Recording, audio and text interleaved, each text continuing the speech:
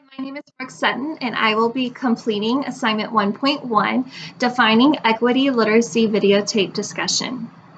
Question number 1. In your words, explain how equity literate educators can transform learning environments to address the needs of all students.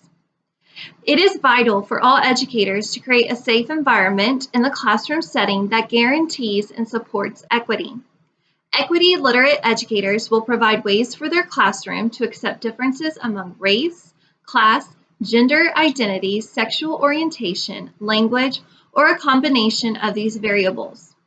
According to Paul Gorski's 2014 article, Equity Literacy for Educators, Definition and Abilities, recognizing and deeply understanding these conditions, we are prepared to respond to inequity in transformational ways in the immediate term.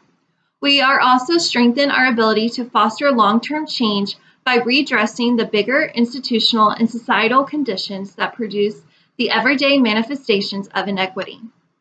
Equity literate educators can transform learning environments by recognizing unfairness. It is through the teacher's behavior and actions among these diverse groups that will set the tone among the classroom community. A cultural rich community starts with an educator who is willing to address their own personal perspectives toward different groups. Once the educator is aware of his or her views, the educator will also be able to confront and address differences in the classroom and school community.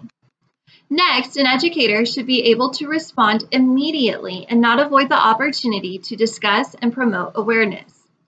According to Abood, Levy, and Killen, as cited in the text Multicultural Education Issues and Perspectives on page 17, research indicates that children come to school with many negative attitudes and misconceptions about different racial and ethnic groups. It is significant for the educator to address these misconceptions. A community that fosters an open conversation concerning cultural differences will promote a safe and cultural rich environment. Furthermore, educators can redress these differences in the long term by choosing materials that advocate equity while still upholding to their curriculum. In addition, Bigler and Hughes state on page 17 of Banks and Banks 2016 text that research also indicates that lessons, units, and teaching materials that include content about different racial and ethnic groups can help students to develop more positive intergroup attitudes if certain conditions exist in the teaching situation. These conditions include positive images of the ethnic groups in the materials and the use of multi-ethnic materials in a consistent and sequential way. If teachers are persistent in incorporating these lessons, units, and materials, equity will become the basis of a strong learning community. Lastly, in the ability to create and sustain a learning environment that meets the needs of all students, teachers must modify their instruction based on the needs, challenges, and barriers experienced by different cultural groups. Understanding the background of each family will give substantial insight on how to communicate both in and outside the classroom.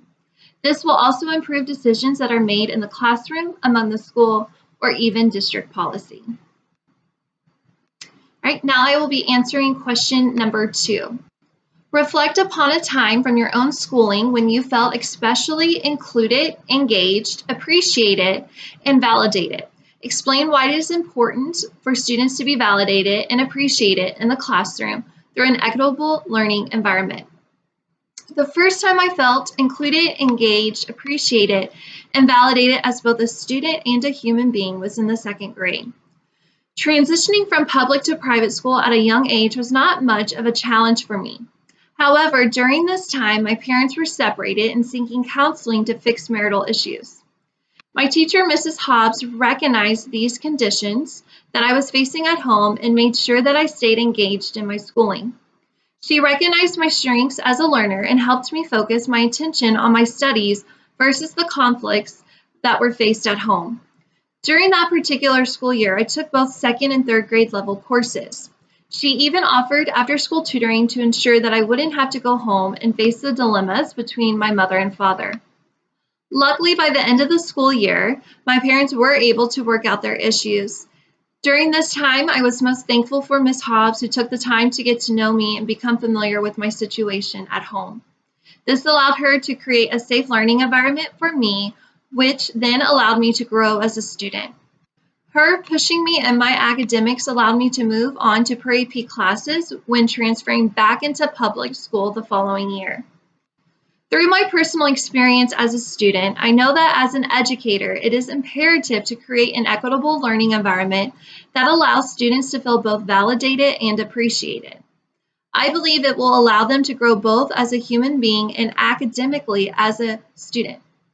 Pollock states, as cited in Banks and Banks' 2016 text on page 37, becoming culturally competent not only includes educators getting to know their students' everyday practices outside of school, it also involves educators becoming aware of their own consequentially patterned interactions with students inside of classrooms. Educators need to take the time to know the students both in and outside of the school.